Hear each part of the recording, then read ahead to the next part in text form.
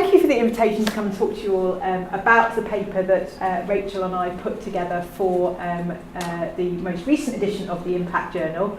I have to say, I'm going to use this as an opportunity to talk a bit about the way I see evaluation and the importance of evaluation as we do engage with higher education developments and innovations and make sure that we are looking at what we're doing. And I think this paper is a really good example of that, because really it just grew out of a project that we were doing. We wanted to know what was the situation before we started doing the project, what did our students think of their transition, and so we decided to actually go a little bit more formally and ask them about it. And then Rachel very kindly did the most of the work, putting the paper together. I just kind of helped a bit.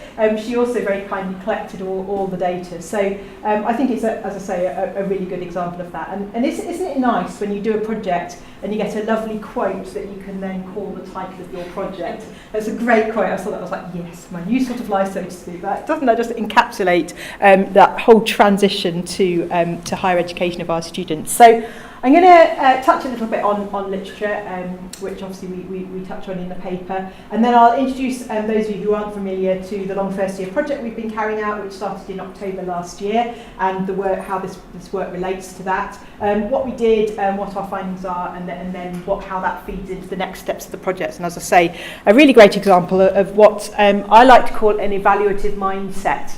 And I think this is something that we're all guilty of at certain times of forgetting about, because we're all really busy academics. We're trying to do the best for our students, we're trying to do things in the right way, and sometimes we forget to check that actually the interventions and the innovations that we do have actually had some kind of impact. And even if it's just the lowest level of student feedback, it's important to ask these kind of questions. So really for this paper, we were starting out very much with what are things like now. So what's happening now? What are our students doing? What are our students' perceptions of a certain situation? But equally, of course, you may ask any number of questions. So you might be asking, well, what is it we actually want to know about? You might be wanting to think about what you're going to change. And then, of course, at the end, what has the change done?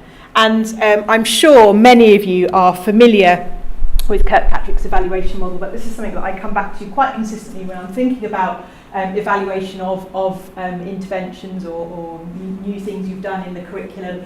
And often, you know, it's very easy to get student reaction of whether they liked it, basic feedback, how did it make them feel, and of course that may be quantitative data, it may be qualitative data, or it may be both. But actually what we would like to do is try and transition up the evaluation model and actually think about, well, what did they actually learn? So can we test them? Have they developed something different? How is that translated to on-job behaviours? And then overall, what is the impact on performance? So it's always really useful to go back to this as you're planning your interventions and your evaluation. Just think about, what am I looking at, and what does that mean? And what does it mean to us as an institution? What's going to be transferable to other contexts? And hopefully to further afield as well. And of course, that's the great thing about the Impact Journal, because what you're doing is in the journal, you're talking about what you've done, and hopefully somebody else will read it and go, okay, that's really interesting, I can translate this bit, or I can pick that bit up and apply it in my context. And you know, I would hope that many of the initial papers and the work in progress that we see in the Impact Journal can then be taken further and published in national journals or presented at conferences, that kind of thing, to really demonstrate the great stuff that is happening here at Lincoln. So back to this study, that was a bit of a diversion. What we're talking about here is the transition of our students into higher education. So we know that this is a time of great change for all our students. Obviously it's changed in a number of different contexts, so they're moving to a new place, they're going to live somewhere new, learning is going to be very different, the way they're supported, who's around them to support them is all going to alter. And it's very different, there's a huge range of expectations, there's a huge range of different backgrounds of our students, so it's going to be a very, very variable experience. If you go to the literature, there's absolutely loads written on this, which you'd probably expect, and I quite like what Christie et al. Says, that it's an intentionally emotional experience, which I think is very true, and I think sometimes we forget that. We're very used to this world, and our new students are not used to this world. And I also echo Liz Thomas's thoughts around fitting in, so this notion of institutional habitats. I'm very interested in professional identity, and I think our students go through a really interesting phase as they sort of transition through university education and come out maybe it's professionals or in some kind of discipline at the end of it all. It's a really interesting process as to what they accept and reject in the ways of values and behaviours on the way there. So lots in the literature, go and have a look if you're interested. What we were interested in was how should we best provide support for our students here at Lincoln? What do they expect? And we came up with this phrase of engaged retention. It's not just about students being retained and staying the course with their studies, but actually engaging beyond the curriculum. Obviously, student engagement is really important to us here at Lincoln, and we want our students to actually go and do more than just turn up to lessons and get their degree. So how do we actually deliver that to students and make sure that that happens and encourage them all in that direction? So those are the sorts of questions we were asking within the long first year project more generally. And this study specifically wanted to know what is happening now.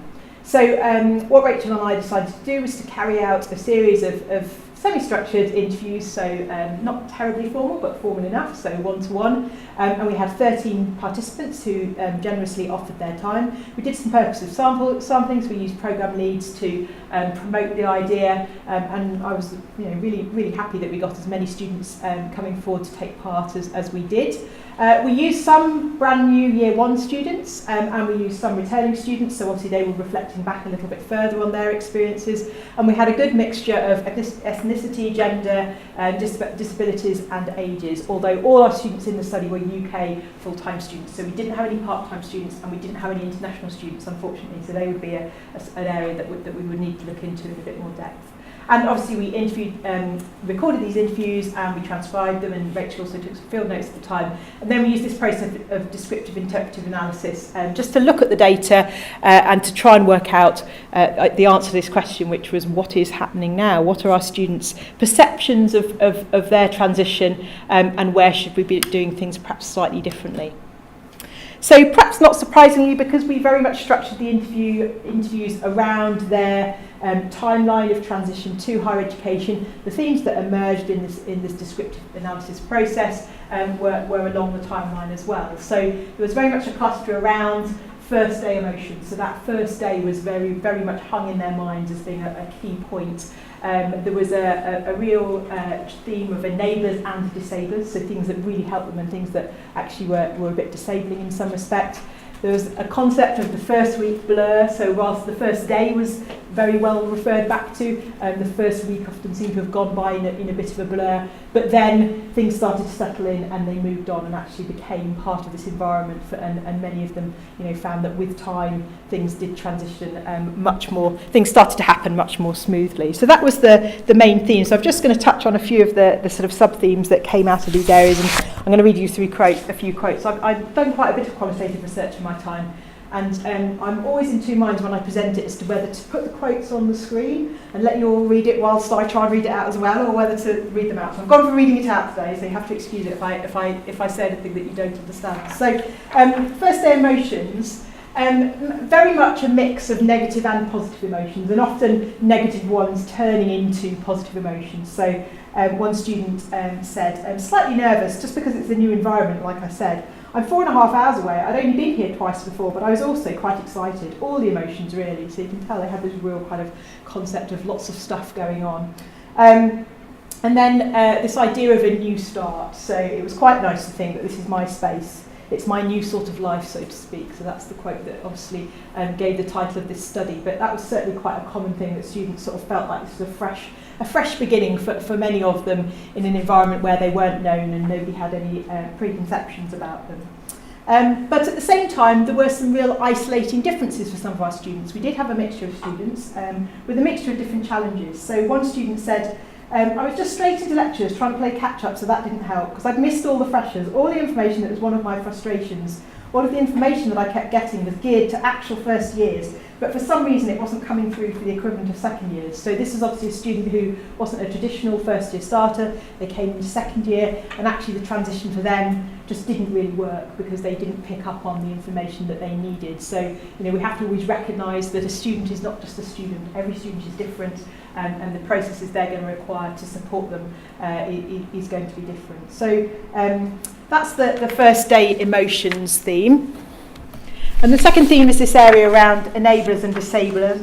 and I'm just going to read you one quote from this one. So I think the practicalities was quite a big thing, and I think again we forget. I recognise this better because I haven't been here that long, but this campus is very confusing with a great big railway line down the middle of it. It's incredibly difficult to get around when you just can't quite get your head around it, even though you've got a map, and so this came up quite commonly. So one student said, I think Sunday morning I decided to explore and I got lost. I actually had no idea where I was, and it turned out I was just behind Joseph Banks area, so I was just there behind Morrison's, but I didn't know where I was, so I think it kind of hit me that actually I don't know where I am. So it's quite a nice quote, really, sort of indicating how unsettling this is if you just can't even find your way around a tiny campus like this, because if it is a small campus, actually that becomes a real challenge for some students. But very quickly, students pick up on things that do help them. So key support teams, this came up time and time again, that actually students recognise who was there to help them and often use that person or those people consistently throughout their time. And of course peers as well, that recognition that actually there's lots of other people in the same boat as you and you can talk to them about it and they can help you was really, really key. And of course social media. So we may think we've got this cracked and we're helping our students to use certain social media channels, but actually of course immediately they get here or even beforehand they've already set up their own social media networks, many of which we have no idea about what they are or what they're saying. Now whether that's a good thing or a bad thing, I don't know, but certainly students talk about it in the context of it really supporting them, feeling like a virtual support system. And then this first week blur theme. So I thought one of the most interesting things about this is really picking up on the enablers and disablers is around this idea of key staff members. More from the point of view that this is somebody different for many of our students. So some students picked up on their personal tutor as their sort of key staff member who helped them. For other students it was members of our professional services, so student wellbeing, somewhere like that, where they've actually found somebody who becomes their immediate go-to person. And of course for some students this was a peer rather than a staff member. So this is just a couple of quotes for you. So my personal tutor really helped. He was really friendly and made you feel relaxed. You had 2 personal tutors during your first week and he would ask, how are you getting on generally? So just those conversations are really important. And then a second student said, I think I spoke to student support and they helped with the different bits and bobs I needed. Knowing I could get council tax support. Oh, and the wellbeing centre, so I checked in with them because I have my mental health difficulties. So students setting up those support networks that they need, helped by what we tell them. But equally there were some challenges here. So the structure of what we were providing to them was really, really important, but actually at many points there is a real information overload for our students. We tell them so much stuff in the first week, in the first couple of weeks, that actually it just becomes completely overwhelming. It felt like you were getting one piece after another and it didn't feel like it was going to stop. I thought it was a fairly accurate representation of what it can feel like sometimes. And then finally, and quite interestingly, and something that we have picked up on in general with our students, I know, over the last couple of years, is the role of alcohol in Freshers Week and Welcome Week. In that for some students, this is obviously an enabler. It helps them to get to know other students, hopefully in the right way. But for other students, actually this is a real divider. They don't want to go out drinking. And if the social activities that we put on, or the student union put on, are based around alcohol, that becomes a real division for them. And they don't feel they can engage with the activities because they don't want to be put in a position where they look like they're the odd one because they don't drink. So I think that was quite a key lesson that we were suspicious of, but it certainly came up quite consistently in the data set. And then finally, this idea of moving on, so things becoming the norm, identities as a student emerging, routines emerging, people getting used to what's happening. Again, the anchor staff, so this idea of key personnel, very important. So students again talking about personal tutors and other key staff members who were maintained as somebody who helped them move on and helped them all the way through their first year. Peers as well, formal and informal. So obviously we have some formal peer support systems which students certainly utilise, but of course a huge amount of informal peer support as well. And the question for us is always how much do we structure that and how much do we just let it happen. And then increasingly as students reflected on their entire first year processes, the challenges of academia, so getting used to new ways of working and studying, getting used to the huge volume of study, and for many students, interestingly, getting used to the idea of group working, particularly when marks are generated overall as a group, and struggling with this idea of something that they hadn't come across before. So that was the moving on theme.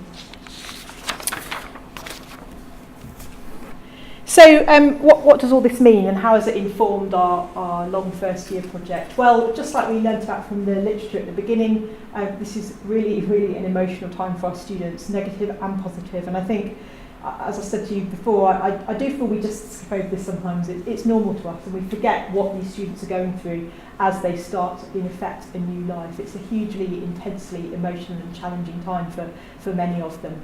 And so what we're here to do is obviously to scaffold this transition and make sure that they have a framework that they can transition through. And within this really is the role of peers. We do need to scaffold this in some respects and make some of the sort of peer assistance that students get, sort of turn some of that into a more formal process, which I know we do to some extent already. The anchor staff I've mentioned a couple of times, but they certainly differ according to the needs and the personalities of the students, and this sort of leads us to talk about the requirement for transition to be almost bespoke or personalised in some way to different types of students, or the ability for them to personalise their own transition experience, because different students need different things, and we can't just expect that one size will fit all. And then essentially communication. There were numerous examples throughout the data of students saying, oh, I didn't get this, or nobody told me this, and you think, you weren't told that, you did get that. It was definitely there, we all know that, we've all been there, and of course, it's just too much information, they just don't hear things because we are overloading them with all this useful stuff that we think. So just back to the literature very briefly, what we found very much aligns with what's out there. So Bowles worked out 7 transition factors, which I think came through in our data fairly consistently. And I'm sure many of you will be familiar with Michelle Morgan's work.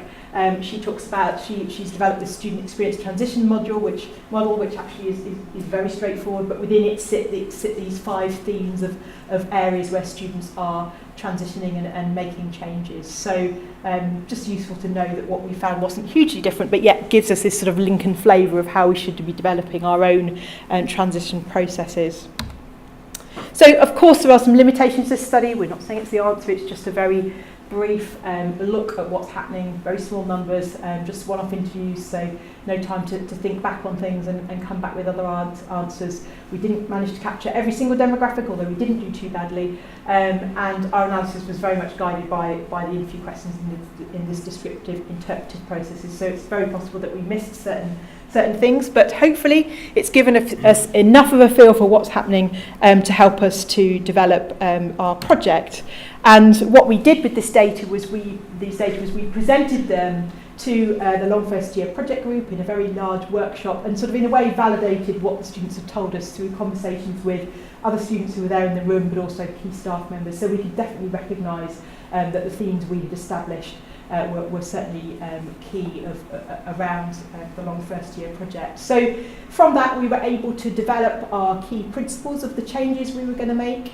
So these were what we came up with, and then these have now led into the working groups that are starting to put together some new initiatives. So the importance of peer input, the idea of first year transition being a very longitudinal process and not just happening in a week, which I think is the perception we sometimes have.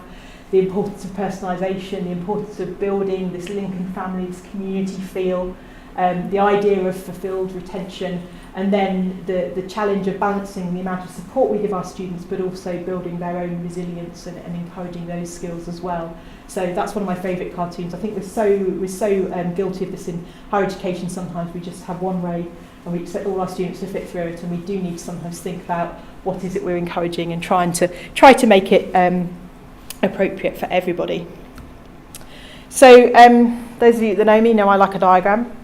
So this is a very complicated diagram, which basically just shows what the Lincoln first year is going to look like, and we will also have some various elements of the Get Set survey sitting in this as well. But these are some of the pilot projects that will be piloted in this coming September. So Mark Smith and Andy are developing a pre-arrival module for students, which basically will be something that can help them to think about their learning and their transition to higher education, their accommodation, all sorts of things, before they arrive with us.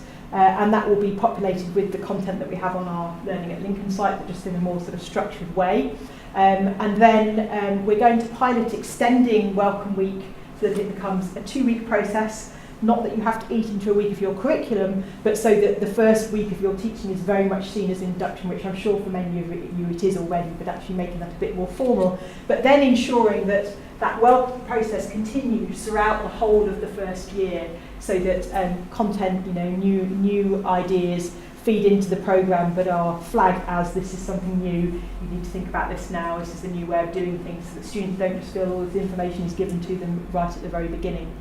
We're also going to pilot, led by Gary in psychology, a new sort of modular personal tutoring system where personal tutoring is just a little bit more structured within Blackboard, so that you have some outcomes for sessions, and we are again just helping our students to transition into higher education, but assisting tutors so they know what to do and when to do it, that then fits with the programme content as well. And of course, sitting beneath all of this is the great support our students receive from professional services, and making sure that that's joined up to the first year transition process. So that's kind of what it's going to look like. I'm sure it will change a little bit again, but that's where we're up to in the project at the moment. And watch this space, because there'll be lots of information coming out fairly soon, and I know some of you in this room are involved in the pilots, so we'll be obviously making sure they are evaluated so that we know what works and what doesn't work, so that we can progress this piece of work.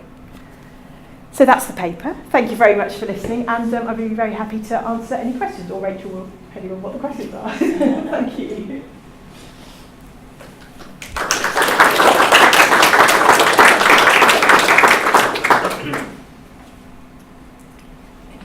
Any questions, comments, feedback?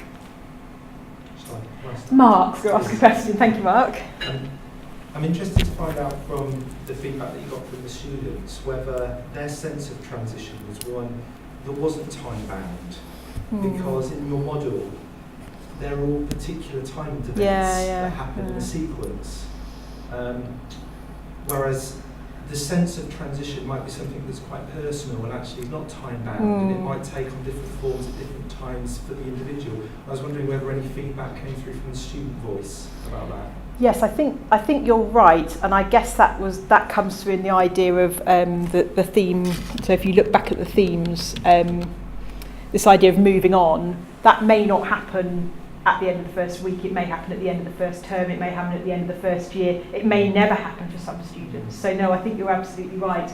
And I suppose that comes back to the importance of being able to personalise. I mean, although, with the university we have to do everything in blocks and modules and weeks and that kind of thing, but actually the idea of having sort of some core content sitting for students is that, personal tutors will be able to say, well, now you're ready to do this thing, whereas your colleague actually was ready 3 weeks ago. So, hopefully that will help with that. But no, I think you're absolutely right, and it is a challenge, isn't it? Because all our students are very different. Being able to capture that within the student voice is it's hard, isn't it? Personal tutoring, Absolutely. I was just thinking about the information overload aspect and thinking about all the different things that students receive when they come, so they often have blocks of information presented by lots of different people even before they get to their subject content, and whether we can look at how we distribute that, whether because a lot of the information I've had from students of ours is that subject specific is what they're interested in, and to a lesser extent about the wider university. Obviously they need that at some point. But no, I think you're absolutely right, and often students obviously identify with their programme or their school rather than with the university, which is another challenge for us. No, we're hoping that that's something that the pre-arrival app will allow us to do, in that we'll be able to bespoke that for programmes or schools or however we decide how to do it. So it will allow that to a point. But no, it is a challenge, and I think one of the issues with students is that they don't know that universities are made up of multiple departments. And so when they're sat at home and they get a letter from so-and-so, and then they get an email from somebody else, and then they get a phone call, it's just like they don't get it because they're not in our world, and we just make assumptions that they do get it. So I think it's very confusing when they get multiple communications. One of the projects that's sort of sitting alongside all these work streams is looking at how we communicate with our students pre-arrival and then sort of as they arrive. And the other thing, I think, where's Liz? I'm sure she's seen this, no? Which Liz? Oh, you, yes. Me. I'll throw it to you. I'm sure Ian said that you picked up on the website issue of students struggling to identify where help was online. It was Leslie, actually. Oh, it's Leslie, was yeah, it? but Ah, it right. kind of includes what both of us do. Yes, Yeah, it's exactly. across the board. So if you, and I certainly picked up on this coming in as a new member of staff, when I wanted to find out what's happening in, you know, the library or wellbeing, it's kind of all here, there and everywhere, and that's nobody's fault, it's just the way of universities. So one thing we're going to do is create a student support landing page, basically, which has everything on it and then leads off to everything else, because I think, you know, that will obviously sit very high up in the website hierarchy, because at the moment it is very confusing if you are a student and you're looking for something, you know, and the search box doesn't always work either unless you know the right word to put in it. So I think that's a really important part of this project. It's kind of like a side thing really that's come out of it, but it It's will be almost quite like helpful. it's not quite the professional services bit at the bottom, Yeah. it draws from it. But a student, you know, a lot of our new students don't even know what professional services Well, means, no. so why would they, Would you they? know? So we make these assumptions. Well, don't that's we? it. It's been talked about for years Yeah. now, because Dan Demicon tried to make that change on Yes. his handbook to make Well, it a student Hopefully it's going to portal. happen now. Yeah, because that was Yeah. tried before. And probably we'll change it and then it'll slip back gradually, but you know, that's just the way it works. Very promotional for getting students to the website, that's Yeah. the problem, isn't it? Yeah, that's the challenge, isn't it? Is Yeah. what is our website for? Yeah. I'm wondering if any mention of the role of clubs and societies in aiding transition, because we consistently get as a message from our students that joining a club or society has provided both Yeah, that enablers kind but of- also like enabled to network outside Yeah. of their school. Yeah. The importance of that. It's a really good thing. I don't think that did come up, did it? I can't remember it coming A up. bit, it did come up, but often in relation to students that wish that they had joined some. Yes, that is Because a good point. as time progressed, perhaps particularly the students that were in the second or third years, as they look back, they wish that they could Yeah. go back in time and perhaps have made a bit more of an effort or had a chance to kind of revisit that opportunity because they've seen that other people have really benefited from that and they felt that they kind of missed out. So yeah, I think, yeah, and I think that's part. We were talking today in TEGS about the Lincoln Award, and you know, I've seen this with my own tutees. So you know, first year tutees, I talked about the Lincoln Award. They go, "Oh, that sounds like a really good idea." They don't do it, you know. And then the next time I say, "Oh, you know, who's signed up for the Lincoln Award?" Or what sounds like, "Oh, no, we haven't done it yet." No, you know. So we were talking today about, you know, should we be thinking about moving those things more into the curriculum so that actually it's almost kind of like you're expected to do it, because there's such great opportunities, and you know, they're things that hugely benefit our students. Now, I'm not suggesting we should put clubs and societies in the curriculum, but actually there are, if you look at the Industry 4.0 project, there are lots of ideas around that, around, you know, volunteering and other activities that actually we could extract obviously learning outcomes from and embed within the curriculum. So I think there are opportunities there. But no, I mean, certainly the role of clubs and societies is a huge one in some students' lives, isn't it? Really important, yeah. With the information overload, is it better to spread the information out over a longer period or just keep revisiting it? Yeah, I think it's like all these things, isn't it? You're never going to please everyone, because some students just want it there and then they'll pick through it at their own time, and other students, you know, want it spread out. I think what we've tried to do in the project is this idea that yes, you have your introductory period, but then new material or new ideas are revisited all the way through, so things are either repeated or they're repeated in a different context, so that actually, you know, there is the opportunity. And clearly the personal tutor is key there, because you know, you could put on a checklist for the personal tutor that these are the things you should be covering, and then if the students know about them, great, and if they don't, then obviously you go through them again. But no, it is a challenge, isn't it, to get it right. We've all been there, we know what it was like, but yeah, there's a lot to take on board. Great. Okay, thank you very much.